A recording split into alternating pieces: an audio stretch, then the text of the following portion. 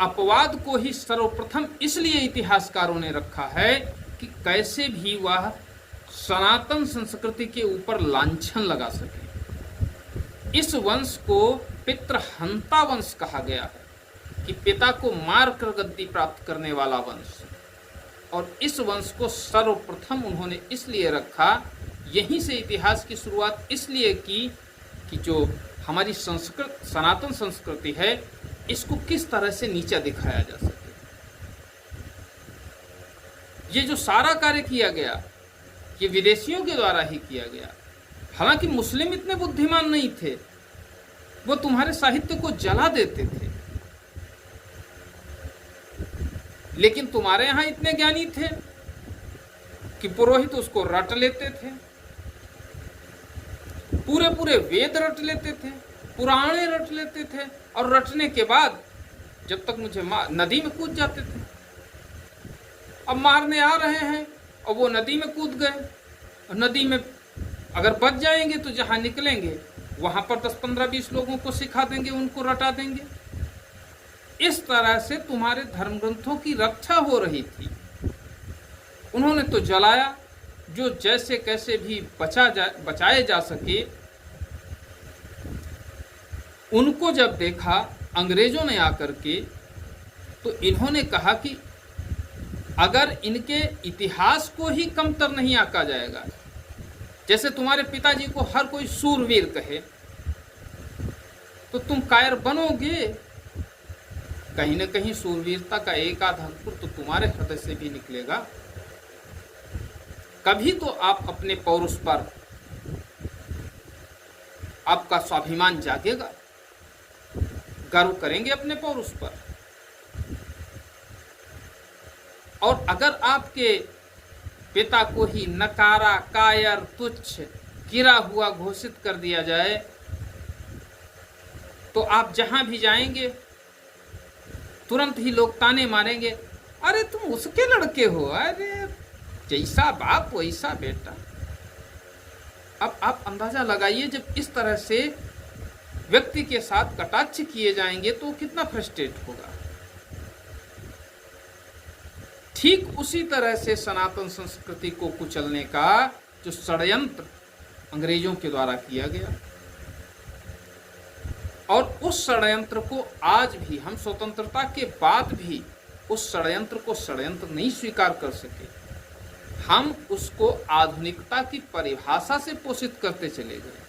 हमारे इतिहासकारों ने कभी ये नहीं सोचा कि हम अपने ही पुरखों को बदनाम करने पर तुले हुए हैं। लेकिन उनकी क्या, वो तो अभी कल तलवार के बल पर सलवार पहन लेंगे, उनको कितनी दिक्कत है। अगर वास्तव में सनातनी, तो आप जानें कि आपके इतिहास के साथ कहां, कब और कैसे कौन कौन सी छेड़खानी की गई। प्राचीन राजवंशों का वर्णन हमारे पुराणों में किया गया है। पुराणों में कई पुराणे हैं, जैसे मत्स्य पुराण, वायु पुराण, विष्णु पुराण, श्रीमद् भागवत महापुराण, मार्कंडेय पुराण। ये सभी पुराणे कुल मिलाकर 18 पुराणे हैं, और 18 पुराणों में हमारे देश के राजवंशों का वर्णन। लेकिन उनको हमें कभी नहीं बताया गया कि कौन से राजवंश थे और उनका कैसा शासन रहा, क्या स्थिति है। पुराणों के बाद से हमें पढ़ाना आरंभ किया गया। ये लोमहर्ष नाम के एक ऋषि थे।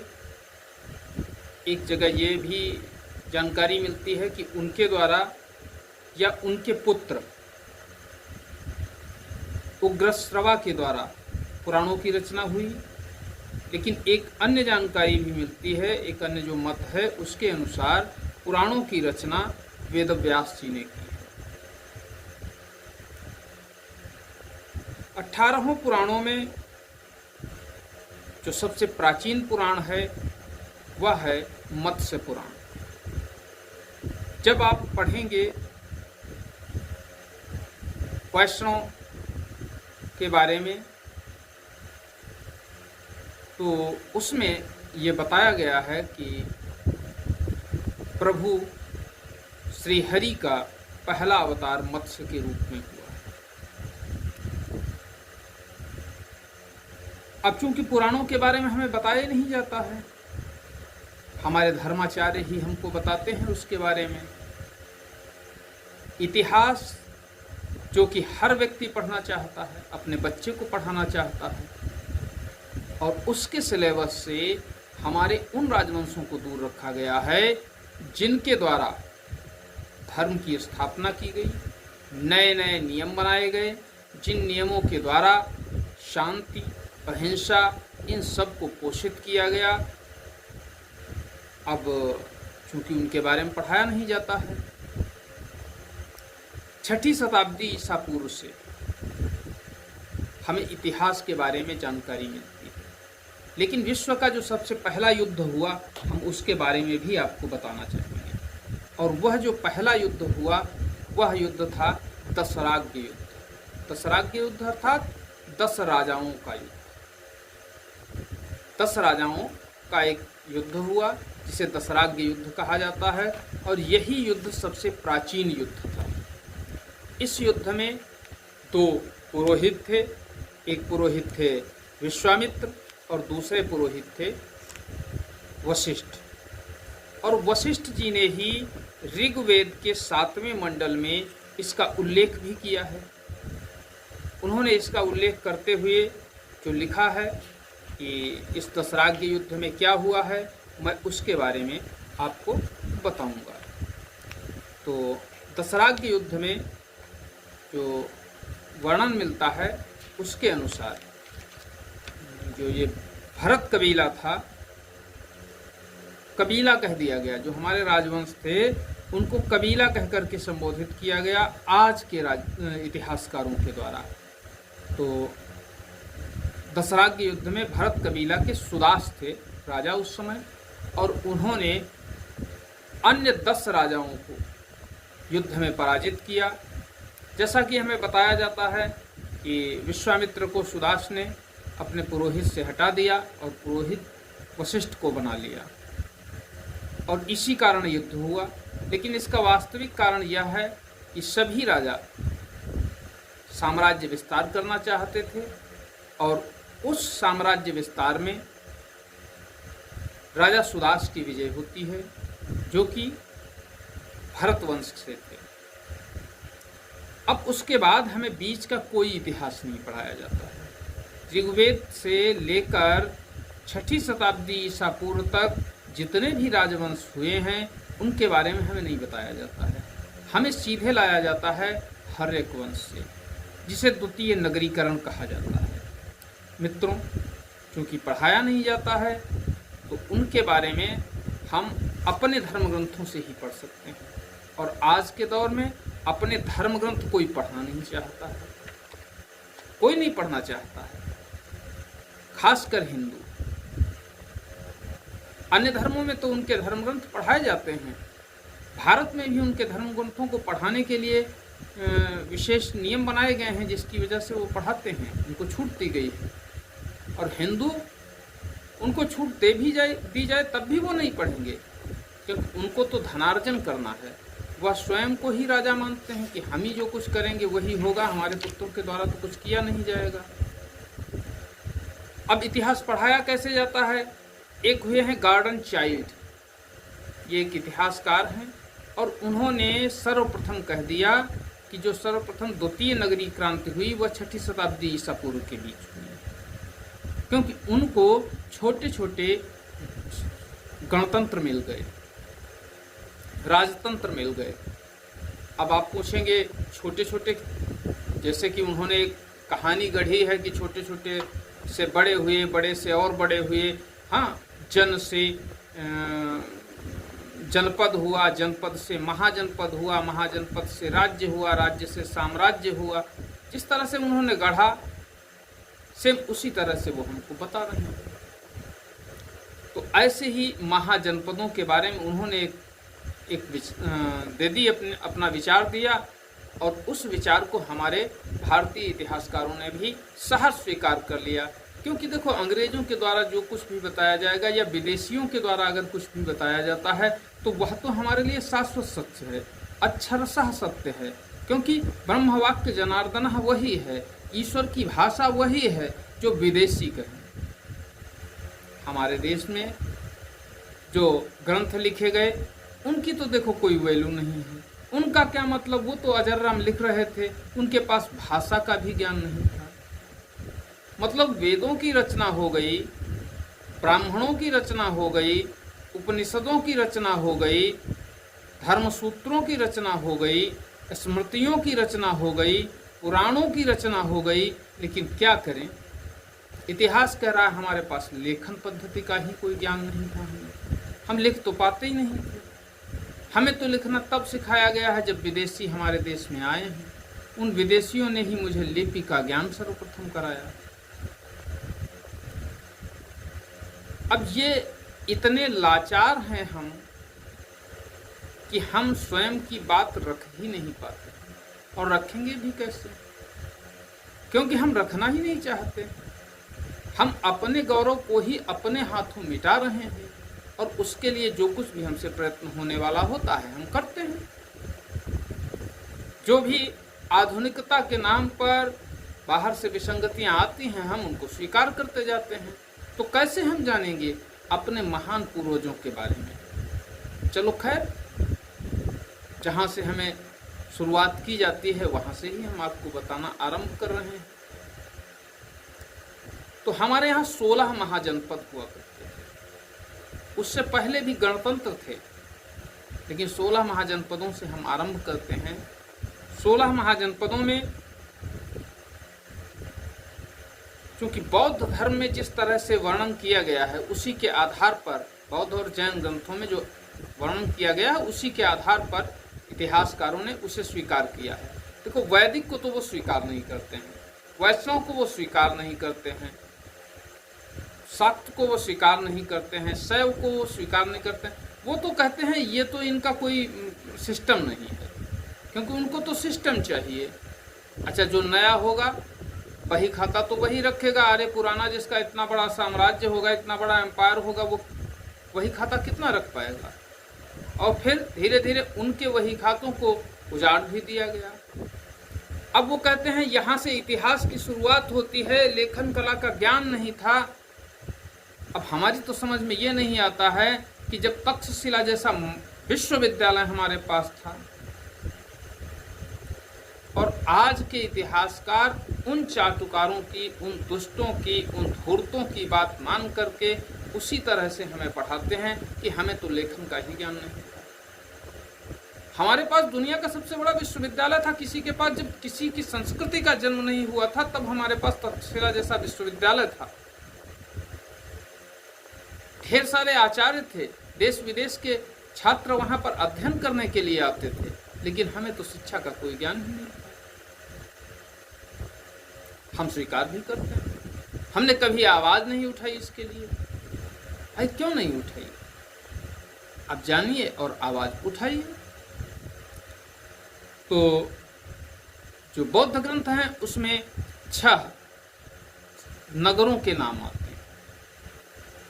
कौन कौन से 6 नगर हैं?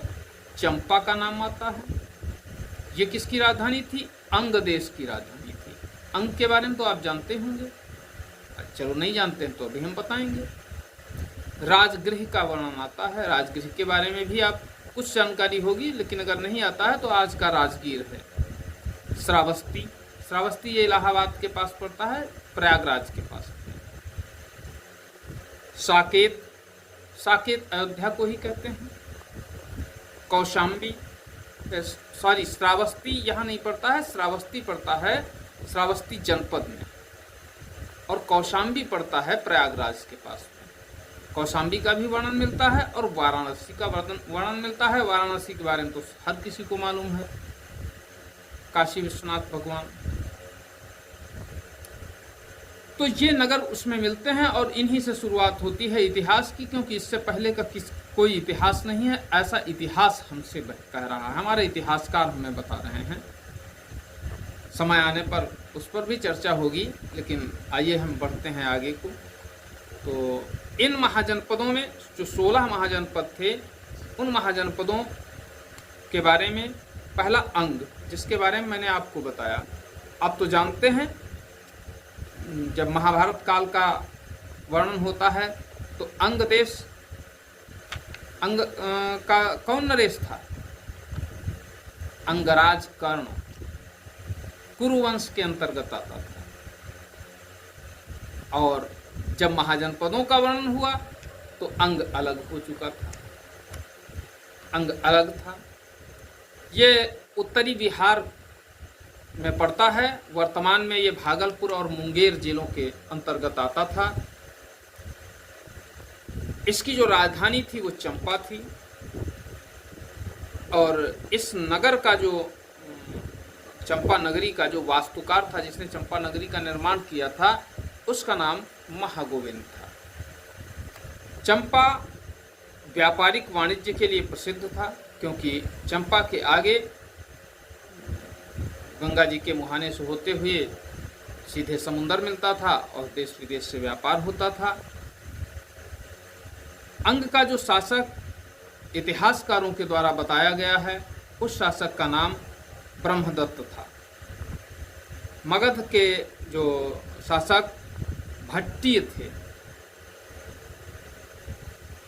उनको उसने पहले पराजित किया था और मगध के कुछ भाग पर अधिकार कर लिया था। परंतु बाद में जब बिंबिसार मगध का शासक बनता है तो वह अंग देश को जीतकर उसे अपने राज्य में मिला लेता है, अर्थात मगध का विस्तार करता है। मगध जिसकी राजधानी पटना थी, जो आधुनिक पटना है, इसी क्षेत्र को मगध कहा जाता था। इसके अंतर्गत पटना, गया और शाहाबाद, इन जिलों का कुछ हिस्सा आता था। और इसकी राजधानी थी गिरिब्रज, जिसको राजगीर के नाम से जाना जाता है। अभी हम आते हैं, पहले महाजनपद बता दें आपको। अगला नंबर आता है वज्जी का। वज्जी एक संघ था, इसमें कई राजा मिलकर के इस संघ को बनाए हुए थे। वज्जी ये गंगा के उत्तर में आज के तिरहुत प्रमंडल में वज्जियों का राज्य था। जो तिरहुत मंडल है, जो प्रमंडल है तिरहुत, उसमें ही वज्जियों का राज्य था।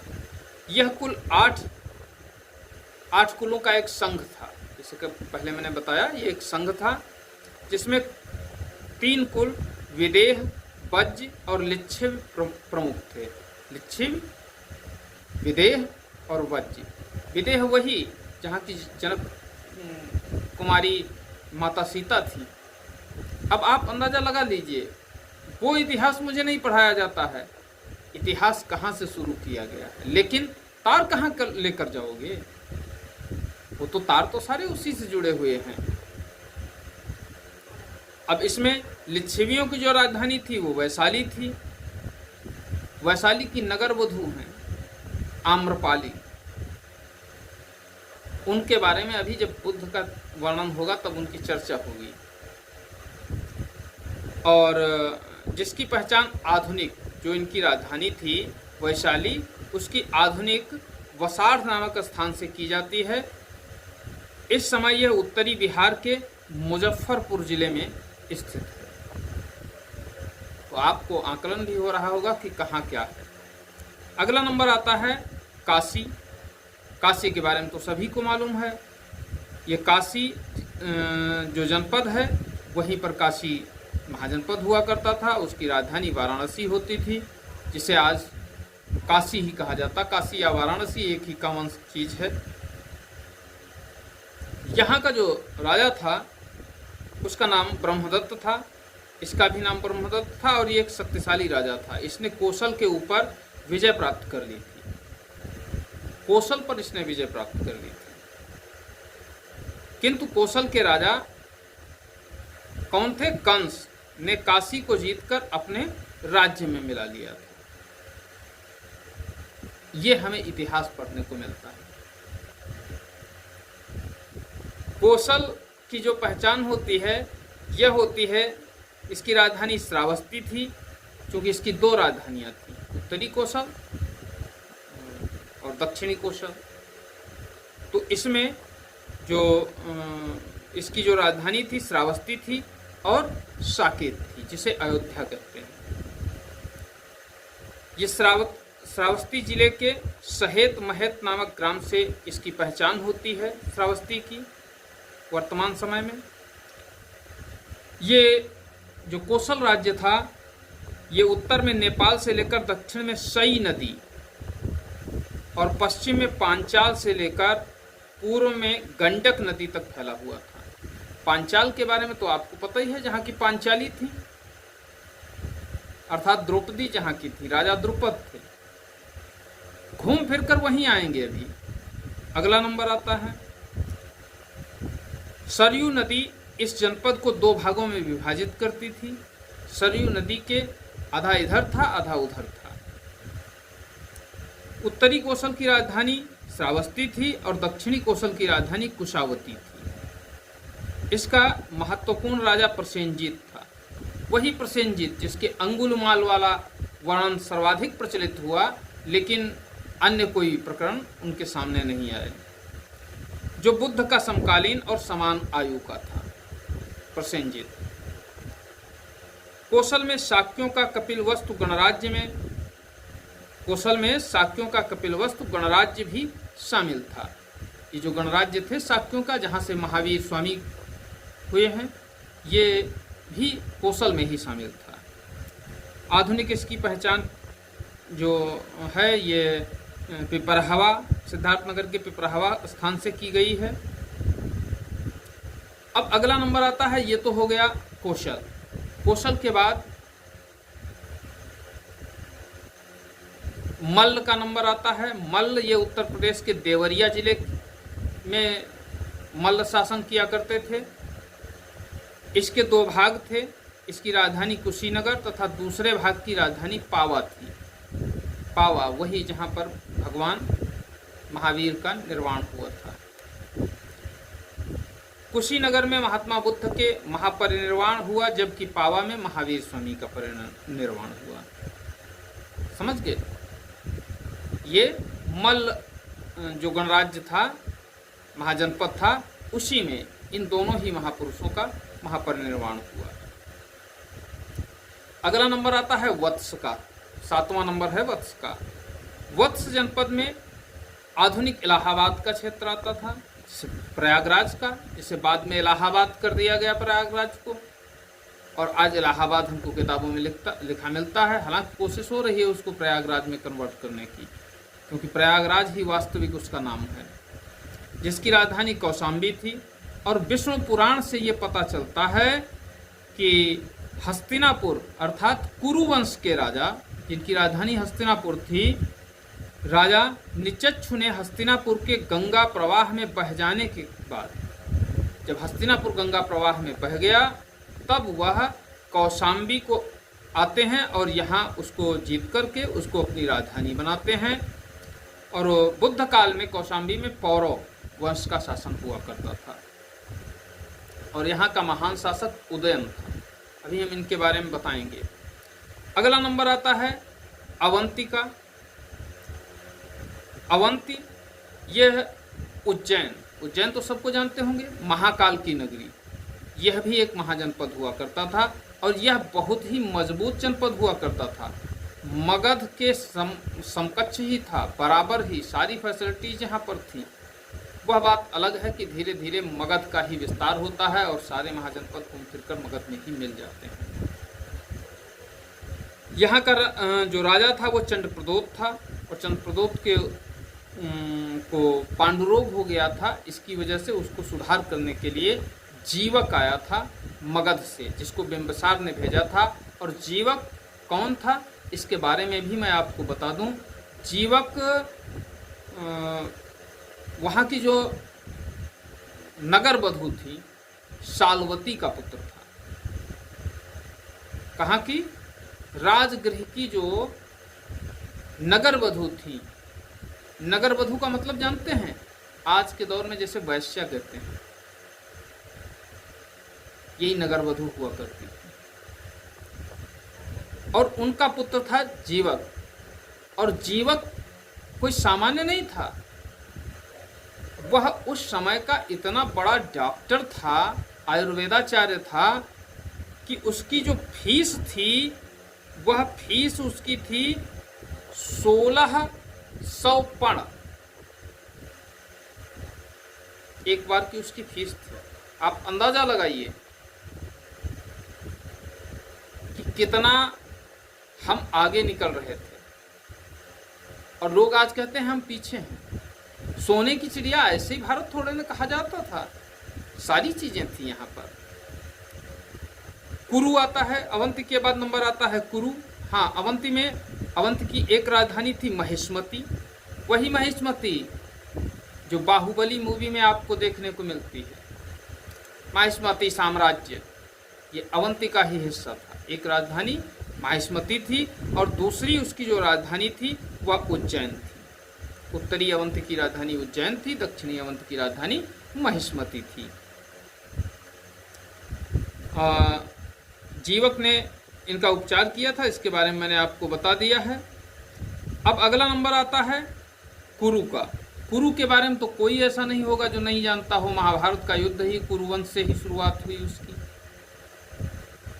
कुरु जो जनपद था ये मेरठ, दिल्ली और थानेश्वर के भूभागों को मिला करके कुरु महाजनपद का निर्माण होता था। जो इतिहास बता रहा है, मैं उसकी बात नहीं कर रहा हूँ जो हमारे पुराणों में हमारे वास्तविकता बताई गई है। ये जो इन धूर्तों के द्वारा लिखा गया, हम उसके बारे में भी बता रहे हैं, और उन सारी चीजों की प्रामाणिकता हमारी पुराणों से मिलती है, इसलिए बता रहा हूं। इसकी राजधानी इंद्रप्रस्थ थी, सबको पता है इंद्रप्रस्थ राजधानी थी। और यहाँ का जो राजा बताया है इन्होंने, उसको कौरव्य बताया है कि वहां का राजा कौरव्य था, और यह पहले राजतंत्र था, बाद में यह गणतंत्र हो गया था। इसके बारे में फिर अगला नंबर आता है पांचाल का। पांचाल के बारे में तो आप जानते ही होंगे। पांचाली जहाँ की थी, राजा द्रुपद थे। तो ये पांचाल पड़ता कहाँ था? आधुनिक रुहेलखंड के बरेली, बदायूं और फर्रुखाबाद के जिलों को मिला लिया जाए तो यहाँ पर पांचाल जनपद, महाजनपद पड़ता था, अर्थात पांचाल राज्य यहीं पर था। इसकी जो राजधानी थी वह अहिछत्र थी। वर्तमान में अहिछत्र को रामनगर के नाम से जाना जाता है, तथा दक्षिणी पांचाल, ये कोई छोटे नहीं थे, उत्तरी और दक्षिणी अलग अलग भागों में सारे अभी बता रहे हैं डिवाइड थे। तो जो दक्षिणी पांचाल था उसकी राजधानी काम्पिल्य थी, जो कि इस समय वर्तमान में फर्रुखाबाद के पास काम्पिल्य में स्थित है। कंपिल नाम है उसका। कानिकुब्ज का यह प्रसिद्ध नगर इसी राज्य में स्थित था। कन्नौज भी इसी राज्य में स्थित था। द्रौपदी पांचाल की ही थी, और ये मूलतः राजतंत्र, तंत्रात्मक इसमें शासन था, और कौटिल्य के समय तक यह गणराज्य हो गया था। कौटिल्य के समय यह गणराज्य हो गया था, अर्थात चाणक्य के समय, चंद्रगुप्त मौर्य के समय तक। अगला नंबर आता है सूरसेन का। सूरसेन कौन? भगवान श्री कृष्ण जिस वंश से हैं, मथुरा। सूरसेन वंश जो था ये आधुनिक ब्रजमंडल क्षेत्र के अंतर्गत ये महाजनपद आता था, और इसकी राजधानी मथुरा थी। समझ रहे हैं? प्राचीन यूनानी जो लेखक थे वह सूरसेन वंश को सूरसोनेई कहते थे, सूरसेनोई सूरसेन वंश को कहते थे। मथुरा को मैथोरा कहते थे, और भगवान श्री कृष्ण यहीं के राजा थे, अर्थात भगवान श्री कृष्ण की उपासना होती थी। इसके बारे में बाकायदा वर्णन विदेशी कर रहे हैं, लेकिन जब विदेशी कर देंगे तभी इसको माना जाएगा कि ये सत्य है। भारत का कोई भी साक्ष्य नहीं माना जाएगा कि ये सत्य है, ऐसा हमारे इतिहासकार कहते हैं। बुद्ध काल में यहाँ का राजा अवंतीपुत्र था। अगला नंबर आता है चेदी। शिशुपाल के बारे में जानते हैं आप? चेदी नरेश शिशुपाल, और ये जो चेदी वंश था ये कहाँ का था? ये आधुनिक बुंदेलखंड का क्षेत्र इसके अंतर्गत आता था और ये यमुना नदी के किनारे स्थित था। इसकी राजधानी सोथिवती थी, जिसकी पहचान महाभारत के शक्तिमती से की जाती है। शक्तिमती ही तो राजधानी थी शिशुपाल की। महाभारत काल में यहाँ का शासक शिशुपाल था ही, ये तो सबको पता है, जिसका भगवान श्री कृष्ण ने 100 गलतियों को 99 गलतियां माफ करने के बाद 100 गलतियों पर उसका वध कर दिया था, 100वीं गलती पर। अगला नंबर आता है मत्स्य। मत्स्य देश का। मत्स्य देश कहाँ था? आधुनिक जयपुर के आसपास का क्षेत्र मत्स्य जनपद कहलाता था, महाजनपद। मत्स्य साम्राज्य के बारे में आपको नहीं पता है? इसकी राजधानी, अब इसकी राजधानी बताएंगे तो समझ में आ जाएगा। इसकी राजधानी विराटनगर थी। विराटनगर का मतलब जहां पांडवों ने शरण ली थी अज्ञातवास के समय में। विराट राज जो थे, विराट नरेश, और जो इतिहास में जिनके बारे में बताया गया है उनके संस्थापक अलवर और भरतपुर का भी भाग इसमें सम्मिलित था। मत्स्य जो ये मत्स्य महाजनपद था उसके अंतर्गत। अगला नंबर आता है अस्मक। अस्मक ये दक्षिण भारत में एकमात्र महाजनपद बताया जाता है कि एकमात्र ही महाजनपद था जो कि दक्षिण भारत में था और ये गोदावरी नदी के तट पर स्थित था। वर्तमान में इसकी जो स्थिति है वह गोदावरी नदी के आप मानकर चलिए आंध्र प्रदेश के एबब में की जा रही है। और इसकी जो राजधानी थी वो पोतना या पोतल थी। अगला नंबर आता है गांधार का। गांधार के बारे में भी आपको पता होगा। कौन थी? गांधारी, शकुनी, खूब अच्छी तरह से जानते हैं। ये आधुनिक पेशावर और रावलपिंडी जो पाकिस्तान में है, आधुनिक पेशावर और रावलपिंडी आप मैप पर देख सकते हैं, यही वह एरिया था जहां गांधार राज्य था। और इसका जो इसकी राजधानी थी वह थी तक्षशिला। तक्षशिला इसकी राजधानी थी और तक्षशिला में ही विश्व का पहला विश्वविद्यालय था, आप समझ लीजिए। और जो तक्षशिला है यह विद्या एवं व्यापार का प्रसिद्ध केंद्र था। और ये केवल आधुनिक इतिहासकारों की मजबूरी नहीं है इसको बताना, इसका वर्णन महाभारत में भी आता है, इसका वर्णन रामायण में भी आता है। रामायण से पता चलता है कि इस नगर की स्थापना भरत के पुत्र तक्ष ने की थी। तक्षशिला की स्थापना किसने की थी? प्रभु श्री राम के छोटे भाई भरत के पुत्र तक्ष ने की थी, इसीलिए इसका नाम तक्षशिला पड़ा। इस जनपद का जो दूसरा प्रमुख नगर था वो था पुष्कलावती। और यहाँ का जो शासक था, जहाँ से इतिहास का प्रारंभ, आधुनिक इतिहास का प्रारंभ हुआ, तब यहाँ का शासक था पुष्कर सारिन, राज्य करता था। और अवंती के शासक चंद्रप्रदोत को इसने हरा दिया था। ये इतना शक्तिशाली था कि चंद्रप्रदोत को हरा दिया था। अभी इसकी शक्ति के बारे में भी हम आपको बताएंगे, क्योंकि बिंबिसार ने इससे मैत्रीपूर्ण संबंध रखे हैं जो शक्तिशाली थे उनसे। अगला नंबर 16 जो जनपद आता है 16वां, वह है कंबोज जनपद। कंबोज कहाँ पड़ता था? ये उत्तरापथ जो हमको बताया जाता है उत्तरापथ पर स्थित था। और आधुनिक समय में यह पाकिस्तान के राजौरी और हजारा जिलों को मिला लिया जाए तो वही एरिया कंबोज महाजनपद का हिस्सा पड़ता है। इसकी राजधानी राजपुर या हाटक थी। कौटिल्य ने कंबोजों को वार्ता शास्त्रोपजीवी कहा है। उन्होंने कहा है कि ये वार्ता शस्त्रोपजीवी हैं, संघ के रूप में बताया है, अर्थात कृषि, पशुपालन, वाणिज्य तथा अस्त्र शस्त्रों को बेचकर अपनी आजीविका चलाने वाले लोग यहाँ पर रहते थे, निवास करते थे। और घोड़ों का के लिए विख्यात था, क्योंकि संपूर्ण भारतवर्ष में घोड़े कंबोजों के द्वारा ही पहुंचाए जाते थे। तो ये तो थे हमारे महाजनपद। महाजनपदों के बारे में आपको बताया। अब चूंकि महाजनपदों में ही इतना समय हो गया, लेकिन फिर भी हम बिंबिसार के बारे में अवश्य बता देते हैं। बिंबिसार क्योंकि हर्यक वंश का संस्थापक माना जाता है, और बिंबिसार के कई नाम मिलते हैं। जैसे जैन साहित्य में उसको श्रेणिक कहा गया है। इसने अपने वैवाहिक संबंध भी स्थापित किए। तो वैवाहिक संबंध इसने जो स्थापित किए थे वह बहुत ही सोच विचार कर, इसकी नीति थी कमज़ोर को जीत लो, मजबूत से मैत्री कर लो, और शेष से वैवाहिक संबंध, नाते रिश्तेदारी कर लो,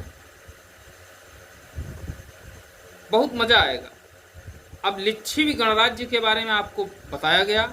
वैशाली के लिच्छवी थे जो कि अत्यंत ही मजबूत थे। ढेर सारे राजाओं का एक संघ था। तो उससे इसने, वहाँ के जो शासक था चेटक, उसकी पुत्री चेलना से इसने विवाह कर लिया। अब वो तो निकटतम संबंधी हो गया, दामाद हो गया, तो उधर से तो खतरा समाप्त हो गया इसको। फिर इसने सोचा कौशल पड़ोस में पड़ता है, बड़ा साम्राज्य है, तो कौशल नरेश जो प्रसेनजित थे उनकी बहन महाकौशला से इसने विवाह कर लिया। और कौशल नरेश ने इसे काशी उपहार में दे दी। तो इसका साम्राज्य स्वाभाविक विस्तार हुआ, उपहार में काशी मिल गई। अब 2 रानियां तो हो चुकी थी, 2 विवाह कर चुका था, लेकिन इसने एक और भी विवाह किया मद्र देश से। मद्र के बारे में आप जानते हैं, माद्री यहाँ की थी, नकुल सुखदेव की माता शल्य, जो कि मामा थे उनके, माद्री के भाई थे, वही मद्र देश। और जो ये मद्र देश है यह दिल्ली के पास में ही पड़ता है। कुरु जो राजवंश है उसके समीप में ही पड़ता था, एक छोटा सा राज्य था। वहाँ की राजधानी राजकुमारी थी क्षेमा, उनके साथ विवाह कर लेता है। क्योंकि कुरु के अंतर्गत ही अक्सर आता था ये मद्र, तो कुरु से भी इसके संबंध बेहतर हो गए। और इसने क्या किया, इसने अवंती के शासक चंद्रप्रदोष से भी मित्रता कर ली, मैत्री संबंध स्थापित किए। साथ ही साथ गांधार जो नरेश थे उनसे भी इसके मैत्री संबंध, ये इसकी नीति थी। और इसने अंग को जीत लिया। अंग महाजनपद जो सबसे पहले आपको बताया, तो अंग जनपद जो सबसे पहले बताया है उसको इसने जीत करके सदैव सदैव के लिए मगध में मिला लिया। इसके गौतम बुद्ध से बहुत अच्छे संबंध थे, ये उनको अपना शिष्य मानता था।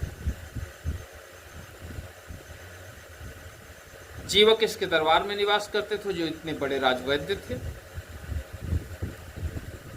इसके बाद लंबे समय तक इन्होंने शासन किया, और जब लंबे समय तक आप शासन करेंगे तो स्वाभाविक है विद्रोह होगा। और विद्रोह कौन करेगा, जो वारिस बनने वाला होगा, और वारिस अक्सर पुत्र ही बनता है। तो इनके भी पुत्र ने विद्रोह किया और अपने ही पिता बिंबिसार की उसने हत्या कर दी, और हत्या करने के बाद स्वयं गद्दी पर बैठ गया। मित्रों, इसी कारणवश, क्योंकि ये अपवाद है, और इस अपवाद को ही सर्वप्रथम इसलिए इतिहासकारों ने रखा है कि कैसे भी वह सनातन संस्कृति के ऊपर लांछन लगा सके। इस वंश को पितृहंता वंश कहा गया है, कि पिता को मार कर गद्दी प्राप्त करने वाला वंश। और इस वंश को सर्वप्रथम उन्होंने इसलिए रखा, यहीं से इतिहास की शुरुआत इसलिए की कि जो हमारी सनातन संस्कृति है इसको किस तरह से नीचा दिखाया जा सके। ये जो सारा कार्य किया गया ये विदेशियों के द्वारा ही किया गया। हालांकि मुस्लिम इतने बुद्धिमान नहीं थे, वो तुम्हारे साहित्य को जला देते थे,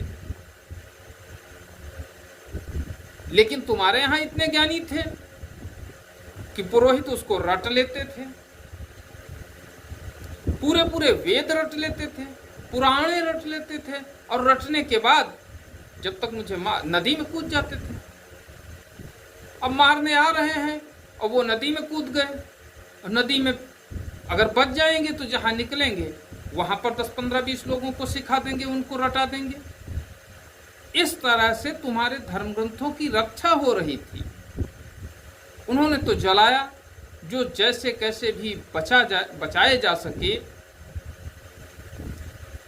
उनको जब देखा अंग्रेजों ने आकर के, तो इन्होंने कहा कि अगर इनके इतिहास को ही कमतर नहीं आंका जाएगा, जैसे तुम्हारे पिताजी को हर कोई सूरवीर कहे, तो तुम कायर बनोगे। कहीं न कहीं सूरवीरता का एक आध अंकुर तो तुम्हारे हृदय से भी निकलेगा। कभी तो आप अपने पौरुष पर, आपका स्वाभिमान जागेगा, गर्व करेंगे अपने पौरुष पर। और अगर आपके पिता को ही नकारा, कायर, तुच्छ, गिरा हुआ घोषित कर दिया जाए, तो आप जहां भी जाएंगे तुरंत ही लोग ताने मारेंगे, अरे तुम उसके लड़के हो, अरे जैसा बाप वैसा बेटा। अब आप अंदाजा लगाइए, जब इस तरह से व्यक्ति के साथ कटाक्ष किए जाएंगे तो कितना फ्रस्ट्रेट होगा। ठीक उसी तरह से सनातन संस्कृति को कुचलने का जो षड्यंत्र अंग्रेजों के द्वारा किया गया, और उस षड्यंत्र को आज भी हम स्वतंत्रता के बाद भी उस षड्यंत्र को षड्यंत्र नहीं स्वीकार कर सके। हम उसको आधुनिकता की परिभाषा से पोषित करते चले गए। हमारे इतिहासकारों ने कभी ये नहीं सोचा कि हम अपने ही पुरखों को बदनाम करने पर तुले हुए हैं। लेकिन उनकी क्या, वो तो अभी कल तलवार के बल पर सलवार पहन लेंगे, उनको कितनी दिक्कत है। अगर वास्तव में सनातनी है तो आप जानें कि आपके इतिहास के साथ कहां, कब और कैसे कौन कौन सी छेड़खानी की गई। तो अजातशत्रु तक आज हम पहुंचे हैं, और कल अजातशत्रु के बारे में बताएंगे कि, और अजातशत्रु के बारे में बताते हुए आपको हम ये भी बताएंगे कि गौतम बुद्ध जी ने क्या किया, जिन्हें, जो एक धर्म के प्रवर्तक हैं, उन्होंने भी राजनीति कर दी। आप सुनकर आश्चर्यचकित होंगे, लेकिन ये प्रसंग कल रहेगा। आज के लिए बस इतना ही। मिलते हैं अगले दिन एक अगली वीडियो के साथ। तब तक के लिए नमस्कार, जय हिंद, जय भारत।